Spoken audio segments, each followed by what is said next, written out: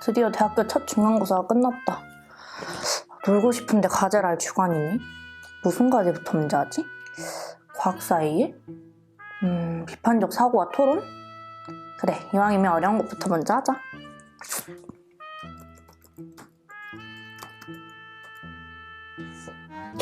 한국인 과학자 소개하는 글을 A4로 3장이나 써야 된다고? 말도 안 돼.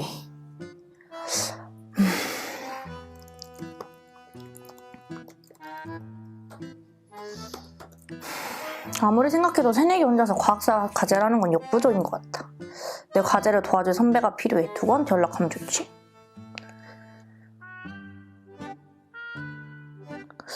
그래, 회장님께 연락해보자.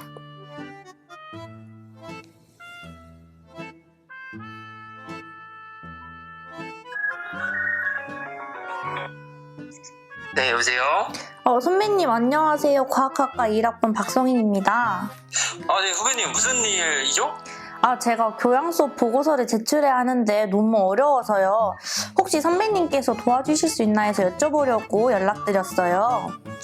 제가 그럼 무엇을 어떻게 도와드리면 될까요? 제가 이번에 한국 과학자를 소개하는 보고서를 작성해야 하는데 교수님께서 인터넷에서 베끼지 말라고 하셔서요. 책 읽기는 귀찮고 그냥 선배님께서 제가 물어보는 거 대답해 주시면 될 것 같아요. 그럼 그렇게 도와드리면 제가 얻는 게 있을까요? 네, 제가 서가인국 사드릴게요. 초가인쿡이요? 알겠습니다. 그럼 제가 바로 달려갈게요. 도와줄게요. 네. 알았어, 복잡합니다. 네, 기다리고 있을게요. 네. 네.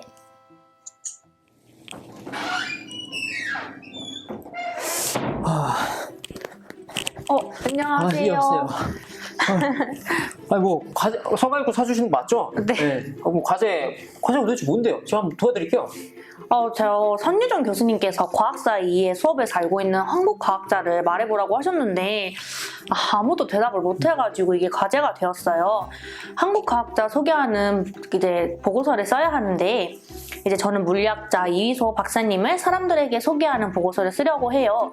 그래서 제가 이휘소 박사님에 대해 물어보면 선배님께서 대답해 주시면 돼요. 그럼 제가 받아 적을게요. 그럼 제가 과학사 과제를 대신 해드리면 되는 거잖아요, 그죠? 내키진 않지만 서가인국 사주신다고 하니까 도와드릴게요. 네, 저희 빨리 하고 서가인국 먹으러 가요. 그리고 지금부터 이제 제가 이휘소 박사님 소개하는 보고서를 쓸 건데 이휘소 박사님에 대해서는 잘 아시나요? 만나뵌 적은 없지만 누군지는 잘 알죠. 노벨과학상에 가장 근접한 물리학자셨지만 불의의 교통사고로 일찍 돌아가신 분으로 알고 있어요. 진짜요? 근데 제가 김진명 작가님의 무궁화꽃이 피었습니다 라는 소설을 읽었었는데 거기서는 이휘소 박사님이 박정희 대통령님을 도와 핵무기를 개발하다가 의문의 죽음을 당했다고 알고 있어요. 암살당한 거 아니셨나요? 그 소설은 가상의 인물 이용후라는 사람을 이제 상정하고 있긴 하지만 이휘소를 가리키고 있는 책은 맞아요. 그런데 내용은 순 엉터리입니다. 지금도 후배님께서는 이휘소 박사님에 대해서 잘못 알고 있어요. 우선 이휘소 박사님은 핵 물리학자가 아닙니다. 소립자를 연구했던 물리학자셨고요. 그래서 유가족이 김진명 소설을 상대로 이거는 명예훼손이다 라고 소송을 제기하기도 하셨고 또 한국 법원에서도 실제로 이 소설의 내용은 허구라고 판명했던 적이 있어요. 그러셨군요. 하마터면 과학학 전공자로서 잘못된 지식을 갖고 있을 뻔했네요. 이휘소 박사님 그럼 진짜로 교통사고로 돌아가셨다는 사실이 맞네요. 그럼 이휘소 박사님의 연구 분야는 정확히 어떤 거였나요? 이휘소 박사님은 세계적인 소립자 물리학자셨어요. 소립자 물리학이란 원자핵보다 작은 우주의 기본 입자들 간의 상호작용을 다루는 분야로서 이제 핵무기를 만드는 분야와는 거리가 멀어요. 그래서 기본적으로 이휘소 박사님은 원자폭탄 개발과는 연관성이 없는 거죠.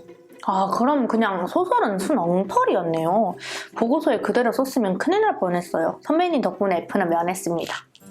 무궁화꽃이 피었습니다는 미디어가 한 사람의 이미지를 어떻게까지 망쳐놓을 수 있는지를 극명히 보여준 책이었어요. 그래서 아직까지도 우리나라에서는 이휘소 박사님께서 핵물리학자로서 몰래 핵무기를 만들다가 발각되는 바람에 암살을 당했다고 알고 있는 사람이 상당히 많아요. 네. 그리고 궁금한 게 하나 더 있어요. 물리학이라고 하면 사실 지금도 어렵고 낯선 학문인데 그럼 이휘소 박사님은 천재셨나요? 천재의 기준이 무엇인지는 잘 모르겠지만 이휘소 박사님께서는 이제 당시 대한민국 학생을 통틀어 수재에 속하셨던 건 맞아요. 서울대 화학과학과 출신으로 미국 유학을 떠나 마이애미 대학을 매우 우수한 성적으로 졸업하셨다고도 하고 또 2년 만에 피츠버그대에서 석사학위를 취득하셨다고 해요. 또다시 2년 만에 펜실베이니아 대학에서 물리학 박사학위를 취득하셨고요. 박사학위를 받고 나서는 그 펜실베이니아대 물리학과 교수가 되셨고 이 정도면 이제 천재라고 봐도 무방하겠네요. 와, 제임스 왓슨과 함께 DNA 이중나선 구조를 규명한 프랜시스 크릭이 물리학과 출신이었다는 점만 봐도 물리학과에서는 엄청난 수재들이 모여 있었던 것으로 아는데, 와, 그런 곳에서 석박사를 취득해서 교수가 됐다는 건 정말 대단한 일이네요. 이희소 박사님은 이후에도 교수 생활을 계속 하셨나요? 펜실베이니아대 물리학과 교수로는 1년 정도 재직하시다가 프린스턴 고등연구소 연구원으로 이직하셨어요. 당시 프린스턴 고등연구소는 노벨상 수상자를 대거 양성하던 곳이었고 또 이제 물리학계에서 소립자를 주로 연구하던 곳이었어요. 그때가 1961년이었는데 1960년대는 이제 그 원자폭탄 개발과 관련된 연구보다 쿼크를 주로 연구하는 것이 물리학의 핫 이슈였다고 해요. 그래서 이휘소 박사님은 그 쿼크 연구를 하기 위해서 연구소로 이직했던 것이었죠. 아, 그러면 1960년대 이전에는 원폭 연구가 대세였다면 그 이후에는 쿼크 연구가 대세였나 보네요. 제가 알기로는 프린스턴 고등연구소에는 실제로 이제 노벨상 수상자가 굉장히 많았다고 하던데, 그럼 이휘소 박사님은 정말 미국 물리학의 중심에 있었다고 해도 과언이 아니네요. 네, 맞아요. 이후에도 이희소 박사님은 1966년 스토니브룩 뉴욕 주립대학 교수를 재직하시고, 그다음에 1973년에는 헤르미 국립가속기연구소 이론물리학 부장으로 취임을 하셨었어요. 이제 쿼크 연구의 최고였던 것이 이 페르미 연구소였고, 지금도 이곳은 물리학자들의 꿈의 성지라고 해요. 지금 미국의 메이저리그가 전 세계 야구 선수들의 꿈의 성지인 것처럼요. 거기다가 이희소 박사님은 일반 연구원이 아니라 부장이셨으니까 최고 중 최고였다고 말할 수 있는 거죠. 그래서 우리나라에서 아마 이 정도 스펙을 가진 사람은 물리학계에서 좀 드물지 않을까 싶어요.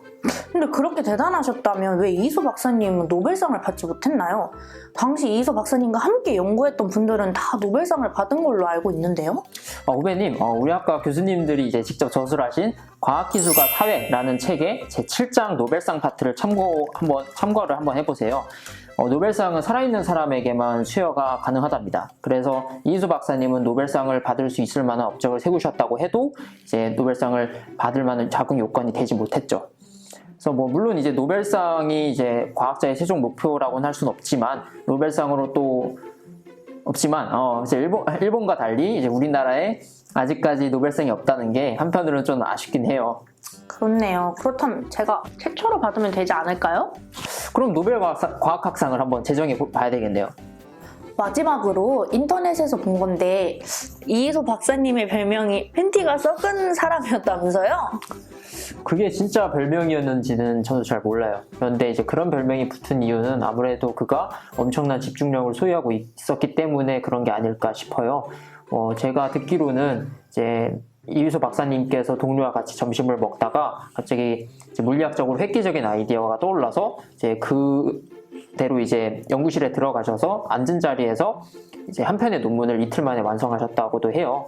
그래서 그가 이제 물리학 박사를 취득하신 다음에 16년 동안 물리학계에서 이룬 업적의 연대기를 보면은 충분히 납득이 가는 별명이라고 생각해요. 저도 그 집중력 닮고 싶네요. 그러려면 저도 의자에 앉아있는 시간을 조금씩 늘려 나가야겠죠? 이희소 박사님과 같은 집중력이 있다면 과제도 잘하고 시험도 잘 볼 수 있을 것 같아요. 제 생각에는 그렇게 해도 성인 후배님은 안 될 것 같은데요. 네? 여러분, 과제할 때 중요한 점이 있습니다. 첫 번째, 표절하지 않기. 두 번째, 자신의 생각을 명료하게 밝히기. 다른 사람의 힘만 빌리고 과제에 자신의 생각이 없으면 그건 절대로 자기 과제가 아니랍니다. 특히 물질적인 대가를 건네고 과제를 대신해달라고 하는 것은 학생의 본분에 어긋나는 행동이라고 생각해요. 오늘 제가 성인 후배님께 전달한 이휘소 박사님에 대한 내용은 영상으로 찍었으니까 선유정 교수님께 그대로 전달해드리도록 하겠습니다. 그러니 제가 말한 내용은 보고서에 그대로 적으면 안 되겠죠? 과제 열심히 하세요, 후배님. 안녕. 선배님, 잠시만요. 후배에게 밥을 얻어먹는 선배는 웬만하면 거의 없습니다. 특히 공짜 밥을 위해 과제를 해주는 사람도 없습니다. 과제는 스스로 알아서 합시다. 과제를 할 때는 다양한 자료를 참고하되 표절은 하지 말아요. 카피킬러에도 표절률이 뜨고 교수님께서 이제 인터넷에서 베낀 내용을 다 알고 계십니다. 괜히 시험 잘 보고 나서 F 맞지 맙시다. 다들 과제 열심히 하세요. 안녕.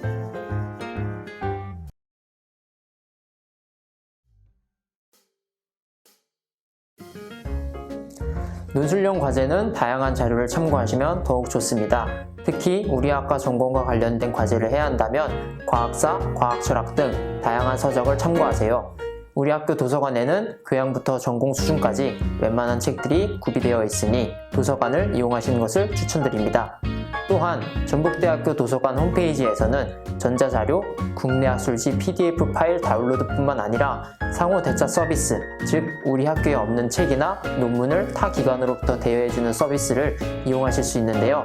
왕복 택배비만 지불하면 어떤 자료든 열람이 가능하니 이 시스템도 꼭 기억해두세요. 더 확실한 과제 작성을 위해서 해야 할 일은 표절률 검사입니다.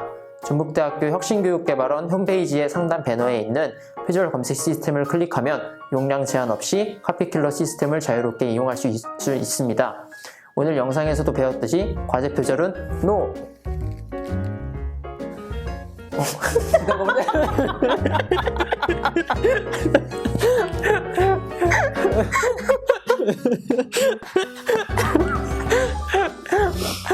후배에게 밥을 얻어먹는 선배는